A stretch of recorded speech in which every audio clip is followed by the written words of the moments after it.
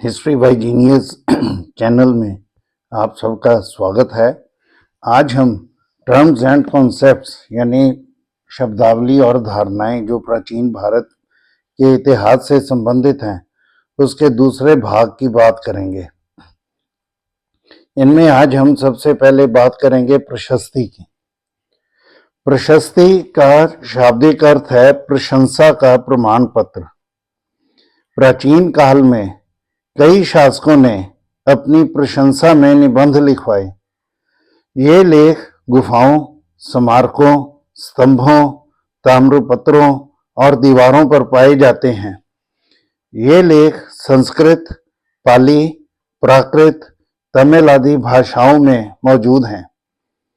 ये लेख आधिकारिक और अनाधिकारिक यानी कि ऑफिशियल और नॉन ऑफिशियल दोनों हैं। अशोक के समय के लेख बड़ी मात्रा में मिलते हैं। ये लेख स्तंभों, पत्थरों और चट्टानों पर खुदे हुए थे और ये स्मारक मानसेहरा, शहबाजगढ़ी, टोपरा, कलसी, लौरिया नंदनगढ़, धौली, मास्की, सिद्धपुर आदि स्थानों पर पाए जाते हैं। इनसे हमें अशोक के साम्राज्य के विस्तार, शासन व्यवस्था, उसके चरित्र, धर्म और समकालीन कला के बारे में जानकारी मिलती है। कलिंग के युद्ध और उसके बौद्ध धर्म अपनाने की जानकारी भी हमें उसके प्रशस्ति लेखों से ही मिलती है।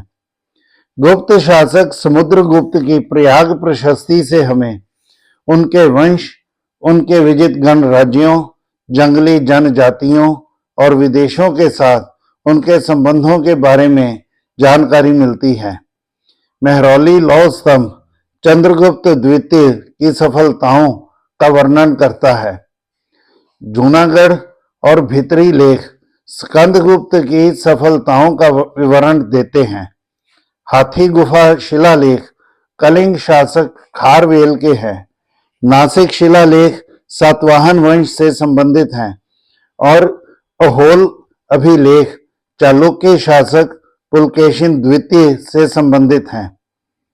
मंदिरों की दीवारों पर अनेक अभिलेख पाए जाते हैं। विदेशों से अनेक लेख प्राप्त हुए हैं। ये इन देशों के साथ भारत के व्यापार और सांस्कृतिक संबंधों के बारे में जानकारी देते हैं। इन लेखों की सहायता से हमें शासकों के राज्य विस्तार की जानकारी मिलती है। इनसे पता चलता है कि राजा के मन में प्रजा के कल्याण की क्या भावना थी। ये राजाओं के चरित्र के बारे में भी जानकारी उपलब्ध करवाते हैं। इनके माध्यम से लोगों की राजनीतिक, सामाजिक, आर्थिक और धार्मिक स्थिति के बारे में भी हमें जानकारी मिलती है और इनसे उस समय की भाषा के बारे में भी पता चलता है। आगे हम बौद्ध धर्म से संबंधित महायान और हीनयान के बारे में जानकारी लेते हैं। पहले महायान। समय बीतने के साथ बौद्ध संघ के कुछ सदस्य बदलती परिस्थितियों के अनुसार धर्म के मूल सिद्धांतों में बदलाव चाहते थे, जिससे लोगों की धार्मिक जरूरतें पूरी हो सकें। लेकिन संघ के अन्य सदस्य नियमों में किसी भी बदलाव के विरुद्ध थे। जो सदस्य सुधारों के पक्षधर थे उनकी शाखा को महायान कहा जाने लगा। यान का शाब्दिक अर्थ है चक्र। इस प्रकार महायान का अर्थ है महान चक्र। महायान शाखा के मुख्य सिद्धांत बौद्ध धर्म के मूल सिद्धांतों से काफी भिन्न है। जैसे कि महायान में बुद्ध को देवता का दर्जा दिया गया है। उनके अनुसार बुद्ध सर्वशक्तिमान, समस्त सृष्टि के रचयिता और सभी जीवित प्राणियों के रक्षक हैं। दूसरा, इसमें बोधिसत्वों को भी देवताओं का रूप दिया गया है। तीसरा, इस शाखा में मूर्ति पूजा को प्रमुख स्थान दिया गया है। महात्मा बुद्ध और बोधिसत्वों की मूर्तियों की पूजा की जाने लगी। इसने बौद्ध धर्म को अवतारवादी, मूर्ति पूजक और भक्तिपरक बना दिया। चौथा, महायान में सदाचारी गृहस्थ जीवन को महत्व दिया गया है। पांचवा, महायान शाखा ने पूजा पद्धति प्रारंभ की। महायान विद्वानों ने अपने स्वयं के धार्मिक ग्रंथों की रचना की, जिन्हें वेदों और भगवद गीता की तरह पढ़ा जाता था। महायान प्रचारकों ने संस्कृत भाषा को अपनाया। छठा, महायान शाखा में स्वर्ग प्राप्ति को जीवन का लक्ष्य माना गया। इसकी प्राप्ति मृत्यु के बाद ही संभव है। तो इस तरह ये कुछ सिद्धांत महायान शाखा के थे। अब आगे देखें कि बौद्ध धर्म के इतिहास में महायान शाखा का बहुत महत्व है। मूल बौद्ध धर्म के सिद्धांतों का पालन आम जनता के लिए कठिन हो रहा था, इसलिए वे इस धर्म के प्रति उदासीन रहने लगे। महायान शाखा ने उन सभी तत्वों को अपनाया जो लोगों की धार्मिक प्यास बुझाने के लिए उपयुक्त थे। दूसरे, महायान शाखा ने विदेशों में बौद्ध धर्म के प्रचार प्रसार में भी प्रमुख भूमिका निभाई। तिब्बत, चीन, जापान आदि देशों ने शीघ्र ही इसका नया रूप अपना लिया। महायान शाखा ने मूर्ति पूजा की अनुमति दी। इससे बड़ी संख्या में बुद्ध तथा बोधिसत्वों की मूर्तियों का निर्माण हुआ। इससे भारत में मूर्ति कला, विशेषकर गांधार शैली को बहुत प्रोत्साहन मिला। और हीनयान की बात करते हैं हम। हीनयान शब्द का अर्थ है निम्न मार्ग। इस शब्द का प्रयोग महायान भिक्षुओं के द्वारा अपने विरोधियों को संदर्भित करने के लिए किया जाता था। इस सिद्धांत में जीवन का लक्ष्य आत्मज्ञान नहीं बल्कि अरहत पद की प्राप्ति था। अरहत वे भिक्षु थे जिन्होंने निर्वाण स्थिति प्राप्त की थी। हीनयान भिक्षु केवल अपने लिए ही निर्वाण प्राप्त करते थे। उन्हें लोक कल्याण की कोई इच्छा नहीं थी। इस संप्रदाय से जुड़े भिक्षु बुद्ध के सिद्धांतों को परंपरावादी मानते थे। वे बुद्ध को एक महान व्यक्ति मानते थे। वे मूर्ति पूजा के भी विरोधी थे। इसमें वे किसी भी बदलाव के पक्ष में नहीं थे। ये दक्षिण भारत, श्रीलंका और दक्षिण पूर्व एशिया में बहुत लोकप्रिय हुआ। अब बात हम करेंगे अग्रहर की। अग्रहर शब्द का प्रयोग प्राचीन भारत में राजाओं या उच्च अधिकारियों के द्वारा ब्राह्मणों को दी गई भूमि के लिए किया जाता था। इन जमीनों पर कृषि की जाती थी और उनसे होने वाली आय का उपयोग ब्राह्मणों और उनके परिवारों के भरण पोषण के लिए किया जाता था। ब्राह्मणों को ज्ञान और संस्कृति का संरक्षक माना जाता था। इस कारण उन्हें प्राचीन भारत की परंपराओं को संरक्षित रखने और प्रोत्साहित करने की दिशा में देखा गया।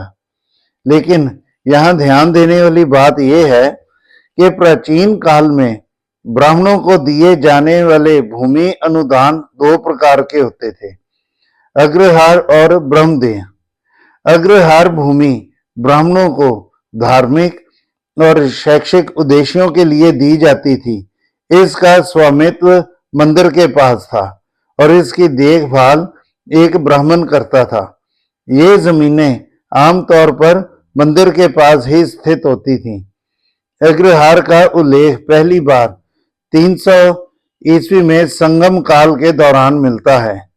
तमिल कविता पेरुम्पन्नारुपई में मिलता है। गुप्त काल में भी ब्राह्मणों को अग्रहार अनुदान दिया जाता था। ऐसे अनुदानों का उल्लेख पल्लव और चोल शासकों के द्वारा भी किया गया है।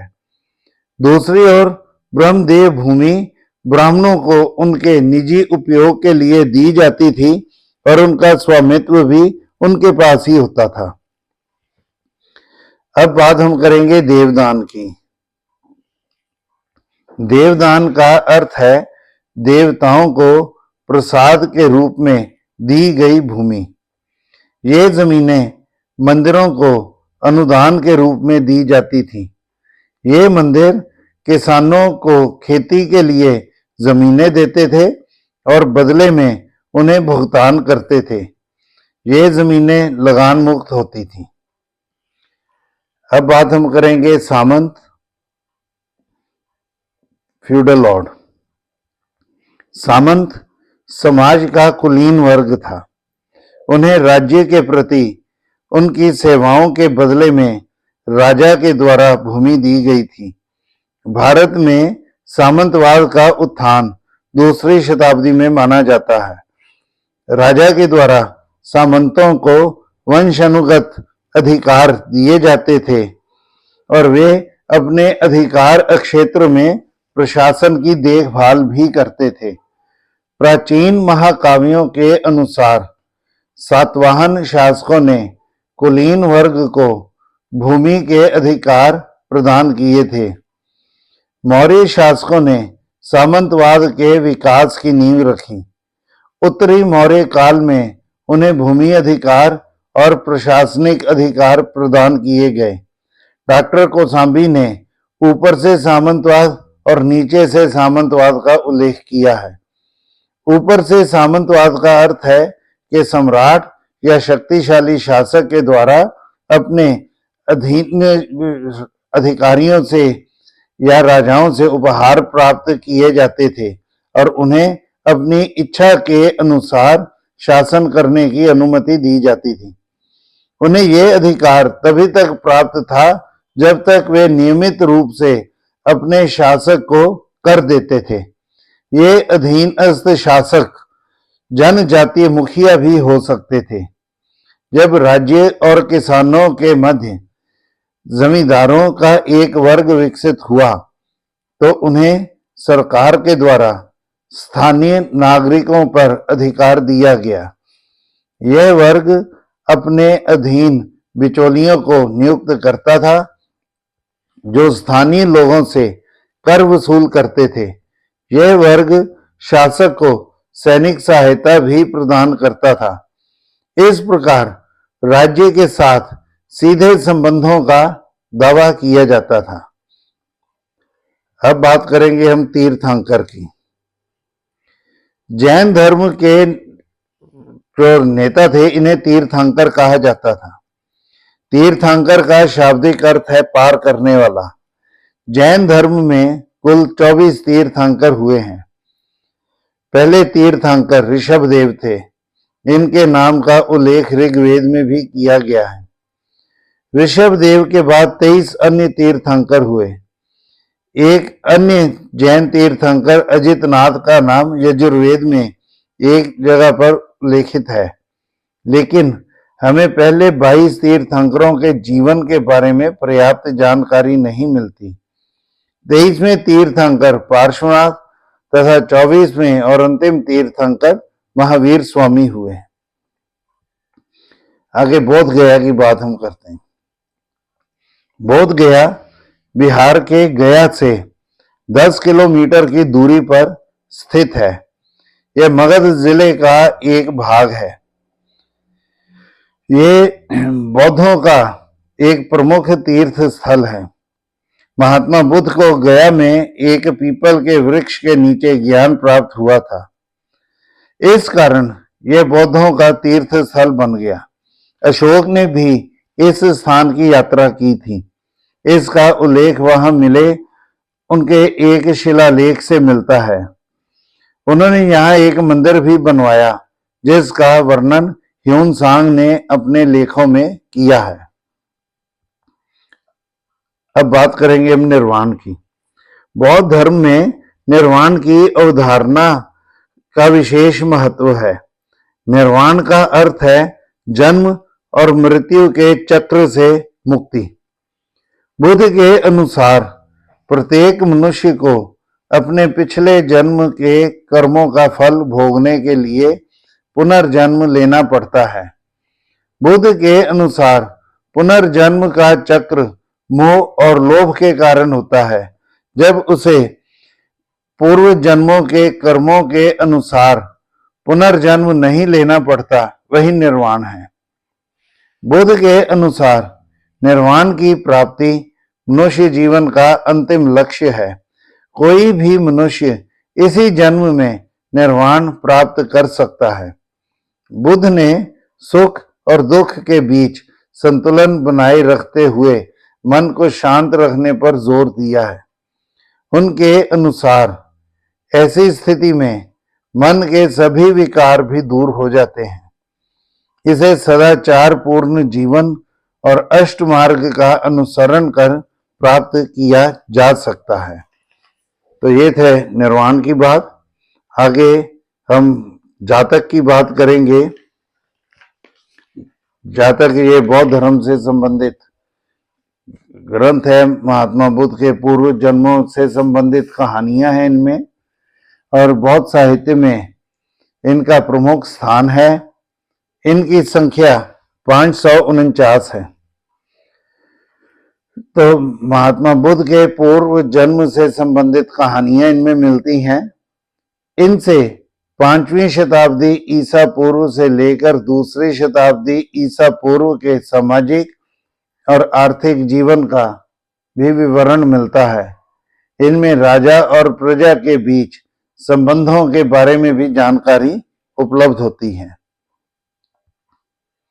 हमारा अगली टर्म है अर्थशास्त्र। अर्थशास्त्र के रचयिता कौटिल्य हैं, जो चंद्रगुप्त मौर्य के प्रधानमंत्री थे। अर्थशास्त्र में 15 खंड और 180 उपखंड हैं। इसमें राजनीति, कूटनीति, राजा के गुण, उसके कर्तव्य, युद्ध नीति आदि पर विस्तार से चर्चा की गई है। इसकी तुलना प्रसिद्ध इतालवी लेखक मैकियावली की रचना दी प्रिंस के साथ की जाती है। कौटिल्य ने अर्थशास्त्र में राज्य के 7 आवश्यक तत्वों का विस्तार से वर्णन किया है। उनके अनुसार राज्य का मुख्य तत्व स्वामी है, लेकिन 6 अन्य तत्व उसे राज्य पर सफलतापूर्वक शासन करने में मदद करते हैं। इस ग्रंथ में शासन व्यवस्था और करों की भी चर्चा की गई है। यह पुस्तक राजनीति के सिद्धांतों के बारे में बहुमूल्य जानकारी प्रदान करती है।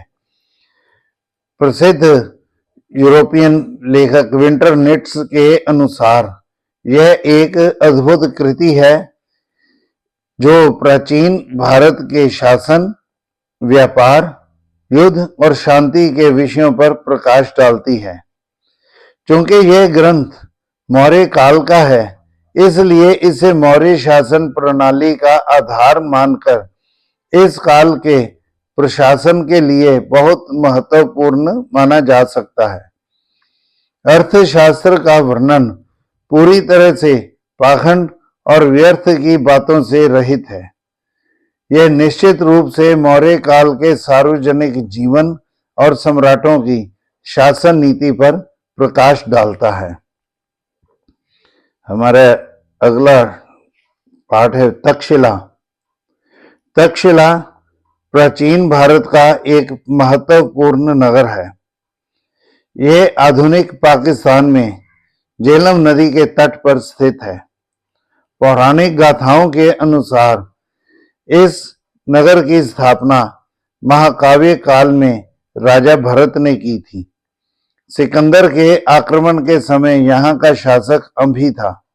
उसने पोरस के विरुद्ध सिकंदर की सहायता की। प्राचीन काल में यह उत्तर पश्चिम भारत में शिक्षा का सबसे बड़ा केंद्र बन गया था। यहाँ शिक्षा प्राप्त करने के लिए देश भर से छात्र आते थे। कौटिल्य इसी विश्वविद्यालय से संबंधित थे। चंद्रगुप्त मौर्य ने भी अपनी शिक्षा यहीं प्राप्त की। यह मौर्यों के अधीन उत्तर पश्चिमी प्रांत की राजधानी थी। कुषाण काल में यह गांधार कला और महायान बौद्ध संप्रदाय का प्रमुख केंद्र बन गया था। 7वीं शताब्दी में यह कश्मीर राज्य का हिस्सा था और 11वीं शताब्दी में महमूद गजनवी को पंजाब पर विजय के बाद इसका महत्व कम हो गया और धीरे धीरे लुप्त हो गया। यह प्राचीन भारत में व्यापार का भी एक प्रमुख केंद्र था। यह नगर पश्चिमी देशों के साथ व्यापार संपर्क का स्रोत था। कला की दृष्टि से गांधार कला का जन्म भी यहीं हुआ। अब हम बात करेंगे उत्तर पथ की। उत्तर पथ उत्तरी भारतीय मार्ग जो अफगानिस्तान में काबुल से लेकर दक्षिण में नर्मदा तक जाता है। इतिहास में उसे उत्तरापथ के नाम से जाना जाता है। यह क्षेत्र प्राचीन भारतीय इतिहास में कई साम्राज्यों की प्रमुख विशेषता रहा है। इस मार्ग की लंबाई लगभग 2500 किलोमीटर आंकी गई है। आर्य भारत में आकर सबसे पहले इसी क्षेत्र में बसे थे। 3000 वर्ष पूर्व उत्तरापथ समस्त एशियाई व्यापार का केंद्र बिंदु बन गया। इस क्षेत्र का उल्लेख अष्टाध्यायी में आचार्य पाणिनि ने भी किया है। इस मार्ग का उल्लेख जातक कथाओं में भी मिलता है। उत्तरापथ के 2 भाग थे, उत्तरी और दक्षिणी। उत्तरी भाग को हेमवत कहा जाता था। इसका दक्षिणी भाग लाहौर को हस्तिनापुर, प्रयाग, वाराणसी और पाटलिपुत्र के साथ जोड़ता था। गंगा घाटी के आसपास के कई महाजनपद उत्तरापथ के इर्द गिर्द स्थित थे। मौर्य काल के दौरान उत्तरापथ अफगानिस्तान में बल्ख से लेकर बंगाल में तमलुक तक फैल गया। यूनानी राजदूत मेगास्थनीज ने लिखा है कि यह मार्ग पाटलिपुत्र को तक्षशिला के साथ जोड़ता था। चंद्रगुप्त मौर्य ने इस सड़क का जीर्णोद्धार करवाया था। अशोक ने इसके रख रखाव के लिए अनेक यत्न किए। उन्होंने यात्रियों की सुविधा के लिए पुल बनवाए और कई झीलें भी बनवाईं। समुद्रगुप्त ने अपने शासन काल में इस पथ के विकास के लिए कई कदम उठाए। इस मार्ग का न केवल व्यापारिक महत्व था बल्कि इसका धार्मिक महत्व भी था। महात्मा बुद्ध ने अपना पहला उपदेश सारनाथ में दिया था क्योंकि यह उत्तरापथ और दक्षिण पथ का केंद्रीय बिंदु था। यहाँ कई व्यवसायियों और प्रशासनिक अधिकारियों का आना जाना लगा रहता था। ऐसा माना जाता है कि यह भी एक कारण हो सकता है कि बुद्ध ने इस स्थान को चुना क्योंकि ये समाज के प्रभावशाली वर्गों के बीच नए विचारों को लोकप्रिय बनाने के लिए सबसे अच्छा स्थान था। अब बात हम करेंगे दक्षिणापथ की। दक्षिणी मार्ग विंध्याचल और कृष्णा नदियों का मध्य क्षेत्र माना जाता है। प्राचीन काल में यहाँ कई प्रजातियां विकसित हुईं। ऐत्रेय ब्राह्मण में उत्तरी दक्कन की कई जातियों का उल्लेख है, जैसे विदर्भ, आंध्र, कुंती, निषाद, सातवंत आदि। यद्यपि उत्तरापथ और दक्षिणापथ राजनीतिक रूप से अलग रहे, मौर्य शासक चंद्रगुप्त प्रथम उत्तर भारत के पहले शासक थे जिन्होंने इस क्षेत्र पर अधिकार स्थापित किया था। समुद्रगुप्त ने इस क्षेत्र के 12 शासकों को पराजित किया, लेकिन उनसे अधीनता स्वीकार करवाकर उन्हें उनके राज्य वापस लौटा दिए। हर्ष ने भी इस क्षेत्र में अपने साम्राज्य का विस्तार करने का प्रयास किया, लेकिन चालुक्य शासक पुलकेशिन द्वितीय के हाथों पराजित हुआ था। अब बात करेंगे हम मांडपिक की। मांडपिक एक गांव या छोटे नगर के बाजार की तरह होता था, जहां चारों ओर से लोग बेचने के लिए अपना सामान लाते थे। मंडप आमतौर पर मंदिरों या सार्वजनिक भवनों के पास खुले स्थानों पर बनाए जाते थे। जिन गांवों और कस्बों में ये मंडप स्थापित किए जाते थे, वहां के आर्थिक और सामाजिक जीवन में इनका विशेष महत्व होता था। लोग यहाँ न केवल अपना सामान खरीदने या बेचने के लिए आते थे, बल्कि ये उनके सामाजिक संपर्क के लिए भी महत्वपूर्ण स्थानों की भूमिका निभाते थे। चोल शासन काल के दौरान ये व्यापार और वाणिज्य के प्रमुख केंद्रों के रूप में विकसित हुए। चोल शासकों ने अपने राज्य में मंडपिकों का जाल सा बिछा रखा था। उन्होंने इन मंडपिकों का उपयोग कर इकट्ठा करने और व्यापार को नियमित करने के लिए भी किया। ब्रिटिश काल से पहले ये बाजार आम जनता के बीच बहुत लोकप्रिय थे, किंतु ब्रिटिश शासन की स्थापना के बाद इसमें गिरावट शुरू हो गई, जिसके लिए परिवहन के विकसित साधन और औपनिवेशिक अर्थव्यवस्था को जिम्मेदार माना जाता है। लेकिन पतन के बाद आज भी आम जनता, विशेषकर ग्रामीण लोगों के जीवन में इन मंडपिकों की विशेष भूमिका है। और लास्ट में हमारे पास जो टर्म है वह है नगरम। चोल शासन काल के अधीन नगरम व्यापारिक नगर थे। उद्योगपति, व्यापारी और वाणिज्यिक यहाँ अपने संगठन स्थापित करते थे। उत्तर भारत में गिल्ड की तरह विभिन्न व्यवसायों से संबंधित व्यापारी अपने अलग नगरम बनाते थे। विभिन्न जातियों के लोग इसके सदस्य बन सकते थे। जाति इसकी सदस्यता में बाधा नहीं थी। व्यापार में संलग्न किसी भी जाति का व्यक्ति इसका सदस्य बन सकता था। नगरम ने अन्य प्रशासनिक इकाइयों जैसे कि उर, सभा और नाडु के साथ सहयोग किया। यह व्यापारियों की एक प्रशासनिक इकाई थी। इसके सदस्यों को विभिन्न नामों से जाना जाता था, जैसे नगरत्र, नगर कर्णत्र, नागर मध्यस्थ आदि। ये अपने वर्ग के लिए नियम बनाते थे, जिनका पालन करना इनके सभी सदस्यों के लिए जरूरी था।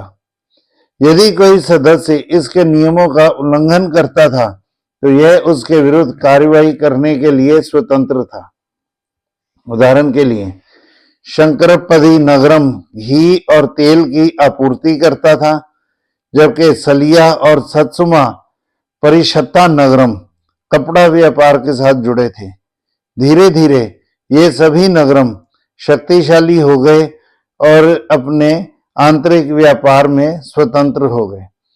व्यापारिक गतिविधियों के साथ साथ वे अनेक धार्मिक गतिविधियां भी निभाते थे। तो ये थे हमारे कुछ टॉपिक्स जो प्राचीन भारत से संबंधित टर्म्स और कॉन्सेप्ट्स, शब्दावलियां और विचारधाराएं थीं। तो उम्मीद है आपको ये जो ज़रूरतें हैं उसको काफ़ी हद तक ये पूरा कर पाएंगी।